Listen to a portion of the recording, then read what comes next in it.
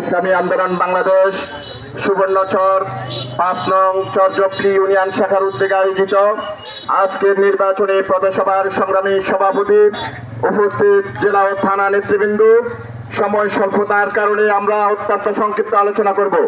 প্রিয় সুবর্ণচরবাসী, আমরা বিগত ৫৪ বছরে বাংলাদেশকে দেখেছি। আমার ভাই ইতিপূর্বে বলছিলেন যে এই সংবিধান, এই যে ৫৪ বছরে বিদ্যমান সংবিধান দ্বারা এদেশের মানুষ মুক্তি পায় নাই। এদেশের মানুষ দুর্নীতিতে চ্যাম্পিয়ন হয়েছে। সন্ত্রাস, গুম, খুন, চাঁদাবাজি, মাস্তানি ছাড়া এদেশের মানুষ আর কিছু উপহার পায় নাই। আজকে যখন নির্বাচন আসে তখন সবাই সাধু সাজে, ঠিক কিনা ভাইরা আমার? সবাই বলে বাংলাদেশকে সিঙ্গাপুর বানাবো, লন্ডন বানাবো, আমেরিকা বানাবো, জাপান বানাবো, কত কিছু স্বপ্ন দেখা কিনা ভাইরা আমার? আমরা সুবর্ণচরবাসীকে আমরা কোনো স্বপ্ন, মিথ্যা স্বপ্ন দেখাবো না।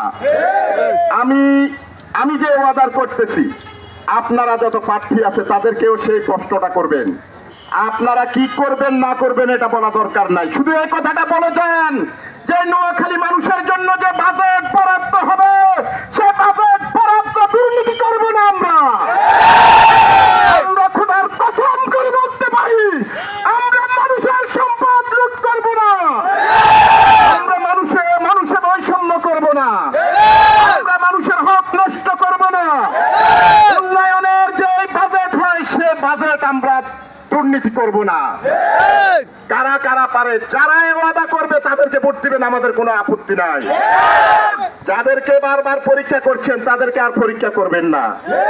যে বারবার ফেল করে তাকে আর পরীক্ষা করা দরকার নয়। তারা বিগত ৫৪ বছর ফেল করেছে, তাদেরকে আর পরীক্ষা করবেন না। কারণ লা ইউলদাগুল মুমিনু মিন জুহরি ওয়াহিদিন মাররাতাইন, আল্লাহ রাসূল বলেছিলেন কোন মুমিন বারবার একই গর্তে পতিত হয় না। মুমিন বারবার ভুল করতে পারে না।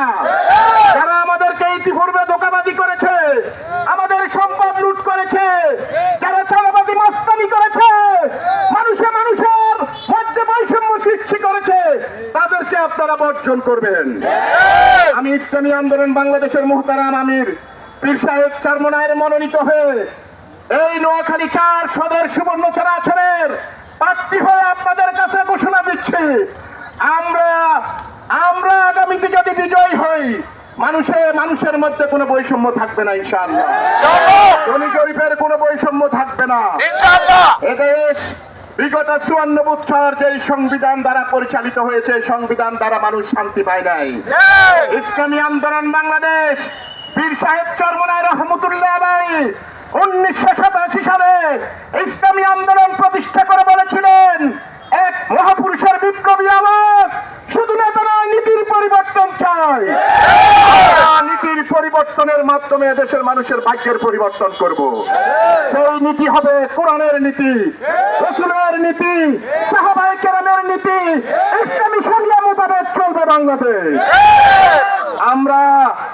আমরা ইসলামী দলগুলো বলে থাকি কোরআন সুন্নাহর আলোকে দেশ গঠন করব। যখন ক্ষমতা যাই অবস্থা হয়, আমরা তো আজকে বাংলাদেশকে ইজারা দিয়ে রাখছি ভারতের কাছে, আমরা বাংলাদেশকে ইজারা দিয়েছি আমেরিকার কাছে, বাংলাদেশকে রক্ত দিয়ে স্বাধীন করে, কিন্তু আমাদের ক্ষমতার ছবিকাঠি থাকে দিল্লিতে, ক্ষমতার ছবিকাঠি থাকে ওয়াশিংটনে। এদেশের স্বাধীনতাকামী মানুষ আর সেটা বরদাস্ত করবে না। যারা দিল্লি ওয়াশিংটনের দূতাবাসে গিয়ে নাকে খত দেয়, তাদেরকে বর্জন করুন। সত্যিকারের ক্ষমতা আসতে চায়, তাদেরকে বর্জন করুন। আমার দেশের মানুষ স্বাধীন হয়েছে, এদেশের মানুষের বোধ বিশ্বাসের আলোকে এদেশ চলবে। দিল্লি ওয়াশিংটনের ইশারায় এদেশ চলবে না। আমরা ৯০% মুসলমানের দেশ, কোরআনের আলোকে চলবে। এখানে হিন্দু মুসলমান সকল ধর্মের মানুষ স্বাধীনভাবে তারাও চলতে পারবে। পৃথিবীর ইতিহাসে কোন ইসলামী শাসক কোন মুসলিমদের উপর নির্যাতন করে নাই, কারণ রাসূল সাল্লাল্লাহু আলাইহি ওয়াসাল্লাম কোন মুসলিমকে কোন রকম নির্যাতনের সুযোগ দেয় নাই। রাসূল সাল্লাল্লাহু আলাইহি ওয়াসাল্লামের সামনে মসজিদে নববীতে কাফের প্রস্রাব করে দিয়েছে, তাকে আঘাত করার সুযোগ দেয়নি সাহাবায়ে কেরামকে। সুতরাং ইসলাম এবং মুসলমান উলামায়ে কেরামের দ্বারা বাংলাদেশ পরিচালিত হলে বাংলাদেশের প্রতিটি নাগরিক স্বাধীনভাবে বসবাস করতে পারবে। সুতরাং আপনারা এই কথা মনে করবেন না যে ইসলাম কায়েম হয়ে গেলে মনে হয় যেন আমাদের হাত পায়ে বেরিয়ে আসে যাবে।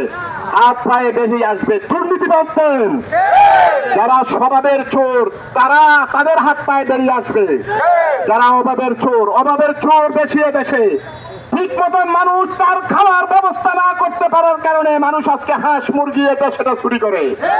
দেশের মানুষের গরিব মানুষের হক লুণ্ঠন করার কারণে চুরি সবারই বেড়েছে। সুতরাং রাষ্ট্রীয় দুর্নীতিবাজ চোর ডাকাতদেরকে যখন কোরআনের আলোকে শাসন করা হবে, এদেশের মানুষের মধ্যে আর কোনো অভাব অনটন থাকবে না, ডাকাতি আর থাকবে না।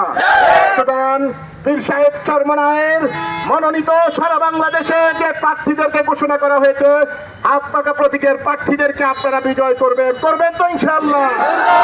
আমরা আপনাদের কাছে ক্ষমতা দেওয়ার জন্য চাই না। আমি ফিরোজ আলম, আমার কাছে মনে হয় আল্লাহ যদি আমাকে বিজয় করে আমার জীবনের কোন সুখ শান্তি আমি গ্রহণ করব না। আমরা মানুষের অধিকার বাস্তবায়নের জন্য, মানুষের মুখে হাসি ফুটানোর জন্য আমরা সর্বোচ্চ কোরবানি করব।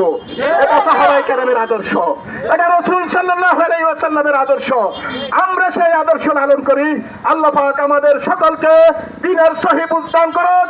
এদেশের হক্কানি উলামায়ে কেরামের নেতৃত্বে আগামীর বাংলাদেশ, ইসলামের বাংলাদেশ, আগামীর